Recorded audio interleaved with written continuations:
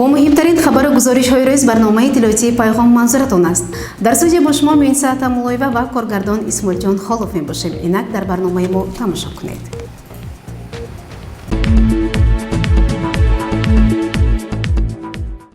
جلسه نوبتی مجلس هفته‌واری مقامات اجرایی حاکمیت دولتی شهر پنجکند برگزار شده. در آن یک قطار مسائل شهر و شهرداری مورد محاکمه و خلاصه‌براری قرار گرفتند. به گزارش نخستین برنامه ما توجه نمایید.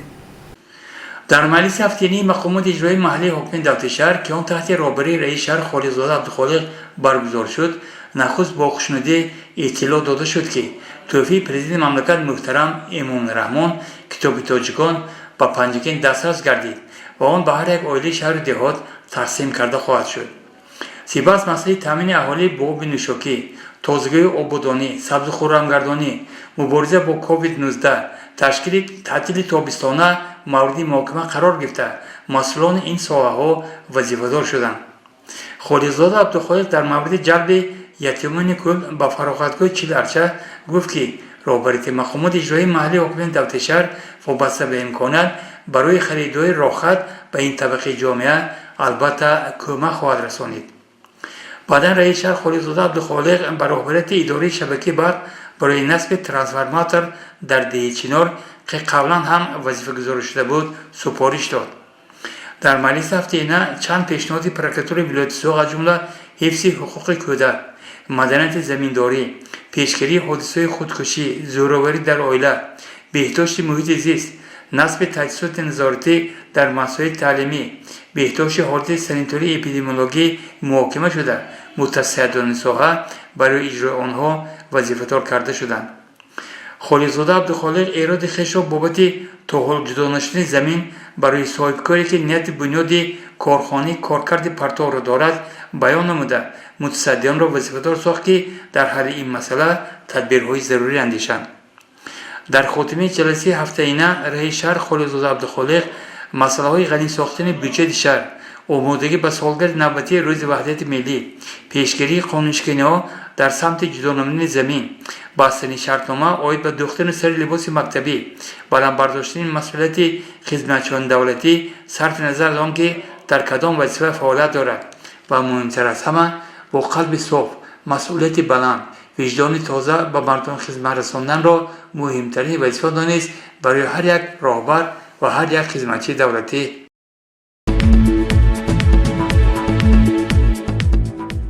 رئیس شهر پنجکند عبدالخالق خالق‌زاده در جریان سفرش به جماعت دهاتی کوساتراش با رفت کارهای صحرایی، جریان بنیاد انشاءات‌های جشنی در این منطقه و چند مسئله دیگر شناس گردید. با مقصد وسعت بخشیدن به کارهای سازندگی و بنیادکاری و از نزدیک شناس گردیدن با انشاءات‌های جشنی بخشیده به 30 سالگی استقلالیت دولتی جمهوری تاجیکستان، رئیس شهر پنجکند عبدالخالق خالق‌زاده به جماعت دهاتی کوساتراش تشریف برد.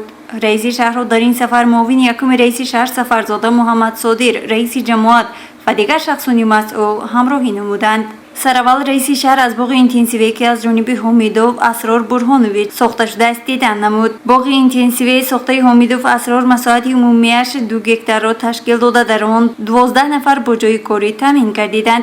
اینچنین از رفت کارهای ساختمانی انشاءات‌های جشنی دیدن نمودند. مورد به ذکر است که عین زمان در جماعت دهاتی کوساتراش 23 عدد انشاءات به استفاده داده شده تا جشن 30 سالگی ساختن انشاءات‌های جشنی منتظم ادامه خواهد یافت. در ادامه سفر رئیس شهر از مرکز سودا، چایخانه و حوض ماهی پروری در جماعت دهاتی کوساتراش دیدن نموده و بهره بهتر برای ماندن کارها یک قطار دستور و سفارش‌ها داد.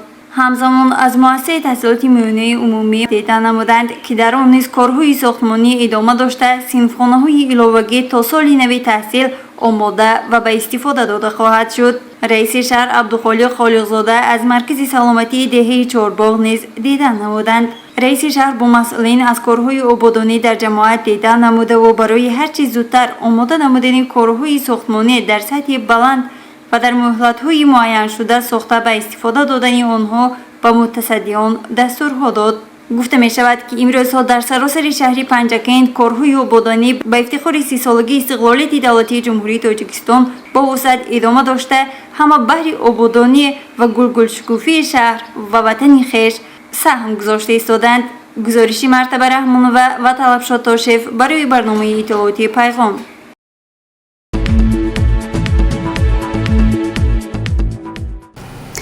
ба шаҳри босонияи панҷакент корвони китоб тӯҳфаи президенти мамлакат китоби қаҳрамони тоҷикистон бобоҷон ғафуров тоҷикон дастрас гардид. ба идомаи мавзӯъ таваҷҷӯҳ намоед. با پنجکین دسترس شدن کتاب تاجیکان توفی اساسگذار صلح و وحدت ملی پیشروی ملت پرزیدنت جمهوری تاجیکستان محترم امام رحمان بار دیگر دلیل از توجه غمخوری راهبر دولت نسبت مردم این منطقه خاصه بالا بردن هویت ملی شناسی بیشتر و خوبتر با تاریخ پرشرف ملت حساب می‌یافت. جریان دسترس و جابجاگذاری این شاهسر در مد نظر مسئولان مقامات اجرایی محلی حاکمیان در شهر قرار داشت. واقعا هم پیشروی معظم ملت از روزهای اولی که به سر قدرت اومدن، روزهای اولی که این مسئولیت بزرگی ملت ما رو به دوش گرفتن، همه را زد یک اقدام‌های نوی رو پیش میگیرن که برای رشد و نموی تاجیکستان بیشتر برای رسیدن به زندگی شایسته مردم مساعدت می‌نماید و در ردیف اعلان گردیدن سالهای آموزش فن‌های دقیق ریاضی، اعلان گردیدن آزمون‌های علم فروغ معرفت، آزمون تاجیکستان وطن عزیز من، آزمون فروغ صحیح دانایی کتاب است.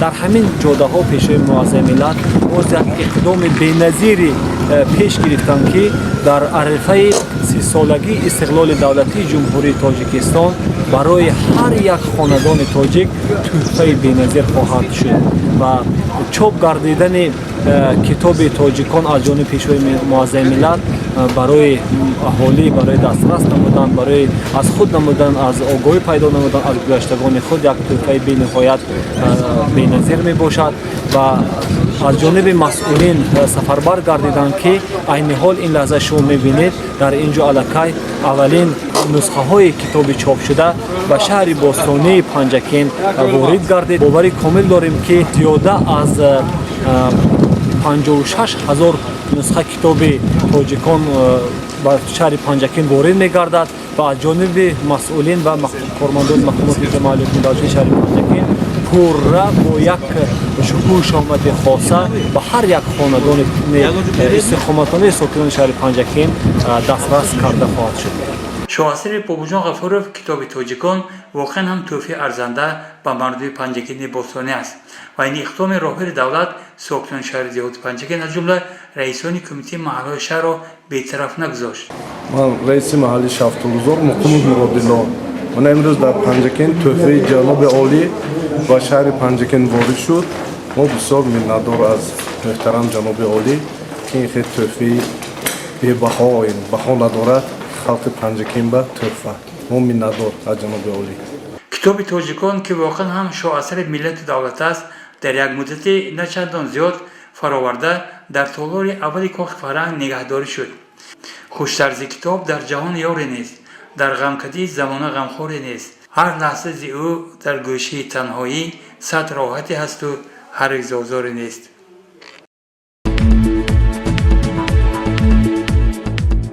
روزهای فرهنگ شهری پنجکент در پایتخت کشور شهر دوشنبه برگزار گردید. تفصیلات بیشتر در گزارش خبرنگاران ما. روزهای فرهنگ شهر باستانی پنجکین بخش به 24مین سالگرد روز وحدت ملی و 30 سالگی استقلال دولتی جمهوری تاجیکستان در پایتخت کشور شهر دوشنبه برگزار شد. با این مناسبت در باغ فرهنگ استراحت به نام ابوالقاسم فردوسی تنتنای ادانه دایر گردید که در آن نخست معاون رئیس شهر پنجکین شوکت بابازاده سخن گفته برای استقبال و پذیرایی صمیمی اظهار سپاس نمود. سلام علیکم محترم ساکنان پایتخت عزیزمان شهر دوشنبه و حاضرین گرامی. امروزها طبق سفارش حکومت جمهوری تاجیکستان در پایتخت کشور عزیزمان شهر دوشنبه روزهای فرهنگی پنجکین برگزار شده ایستاده است.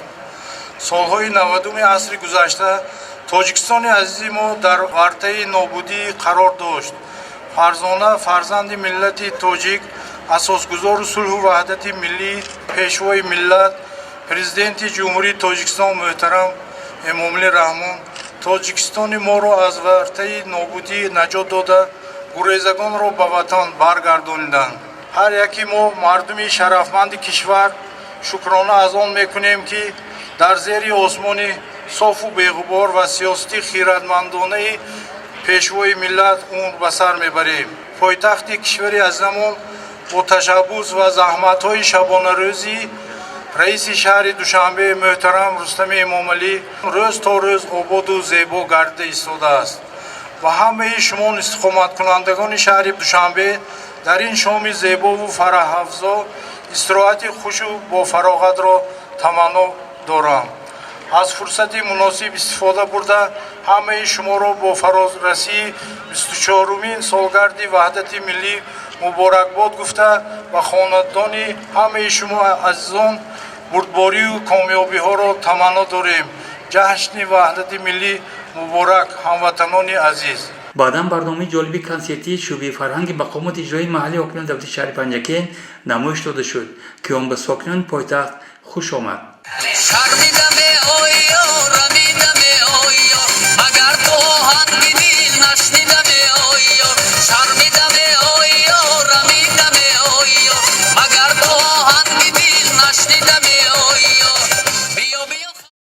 سردار ریاستی کمیته کار با جوانان و ورزش نزد حکومت جمهوری تاجیکستان زبیدالله محمدالله‌زاده در سخنرانی خویش به نماینده‌های شهر باستانی پنجکین عرض سپاس نموده و چند نفر سپاسنامه کمیته مذکور را سپارید.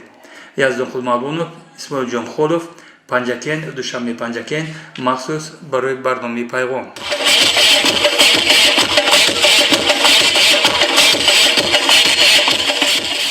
بینندگان گرامی یادرس می‌شویم که برنامه الهیده از این چاره‌بینی نمایش داده می‌شود. در دوره نقشه چاره‌بینی‌های مقامات اجرایی محلی حاکمیت دولتی شهر پنجکین بخشیده به 30 سالگی استقلالیت دولتی جمهوری تاجیکستان در شهرمان شنبگی عمومی خلقی گذرانیده شد. در حشر تازگی و آبادانی که روز شنبه برگزار گردید، رهبریت و کارمندان مرکزهای طبی و فرهنگ شهرمان فعالانه شرکت نمودند. از جمله کارمندان بخش فرهنگ اطراف بینای کاخ فرهنگ را از همه گونه پرتاب‌ها تازه نمودند. در بیمارخانه مرکزی شهر نیز کارهای تازگی و آبادانی به ترتیب آوردن اطراف بیناها انجام داده شد و ضمن صحبت مسئولین اظهار داشتند که به مناسبت 30 سالگی استقلالیت دولتی جمهوری تاجیکستان برای باز هم خوشتر و زیبا ساختن بینای و انشاءات‌های ساحه تندرستی منتظم حشرهای دست جمعانه را ادامه می‌بخشند. موردی ذکر است که کارمندان مرکزی سلامتی شهر پنجکین و تولدخانه مرکزی در حشر متشکلانه شرکت ورزیده در اجرای کارهای تازگی و آبادانی سهم کلان گذاشتند. همچنان در نزد بینای کاخ لایق استادان و دانشجویان کالج طب به شنبگی برآمده و بهر تازه نمودن اطراف بینا سهم خویش را گذاشته ایستادند. من کریما و شکرانه دانشجوی کالج طبی شهر پنجکین امروز ما در نزد بینای کاخ لایق قرار داریم و همه در قطار دیگر مردم دست جمعانه در شنبگی اشتراک کرده ایستادیم و در تازگی آمد سهم خود را گذاشتیم. ما باوری کلان داریم که رهبران تشکیلات و کارخانه‌ها، رئیسان جماعت و دهات، محله‌های شهر و ساکنان دیار باستانیمان جهت آمادگی به روز وحدت ملی و 30 سالگی استقلالیت دولتی جمهوری تاجیکستان برای باز هم تازه و آباد نمودن محل زیست نزد کارخانه و مؤسسه‌ها و منزل‌هایشان تدبیرهای مشخص را عملی می‌سازند. گزارش مرتبه رحمانова و خیام جوریف برای برنامه اطلاعاتی پیغام.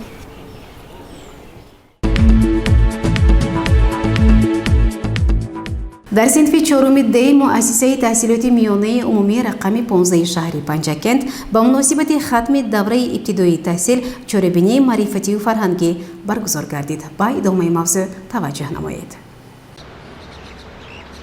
در مؤسسه تحصیلات میانه عمومی رقم 15 به نام ابوالقاسم فردوسی شهر پنجکین در صنف 4 دی به مناسبت ختم مرحله ابتدایی تحصیل چاره‌بینی معرفتی و فرهنگی برگزار شد. چاره‌بینی با سرود عمومی وطن سرشت من آغاز یافت.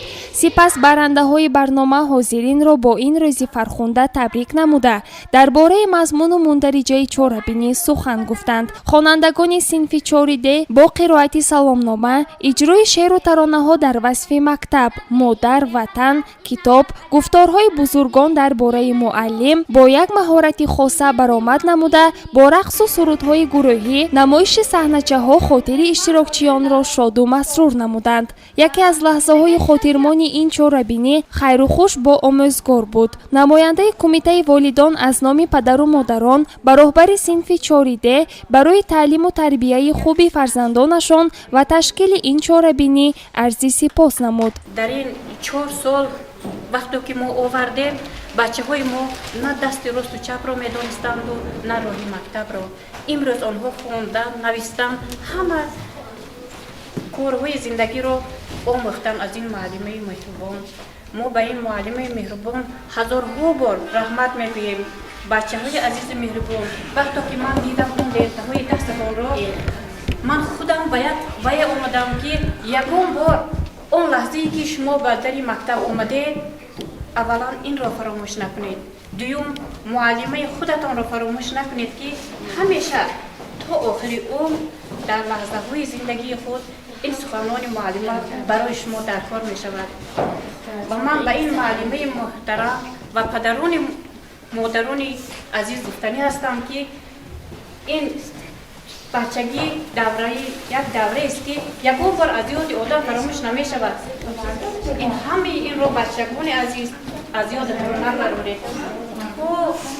хушбахтиҳои ҳама зиндагӣ бароятон насиб гардад. ҷонишини сарвари таълимгоҳ хоҷамқул алиев ба хонандагони синф сипоснома ва суратҳои хотиравиро тақдим намуда ба заҳмати роҳбари синфи 4D баҳои баланд дод. волидони муҳтарам, хонандагони азиз, иҷозат фармоед ҳамаи шуморо ба муносибати хат намудани синфи 4 табрик ва муборакбод намуда ба шумо дар хониши соли 2021-22 муваффақиятҳо орзумандам. чорабинӣ бо лаҳзаҳои хотирмон ва таассуроти рангин ба поён расид. гузориши Сабрина Акрамова ва Хаём Ҷӯраев аз муассисаи таҳсилоти миёнаи умумии рақами 15.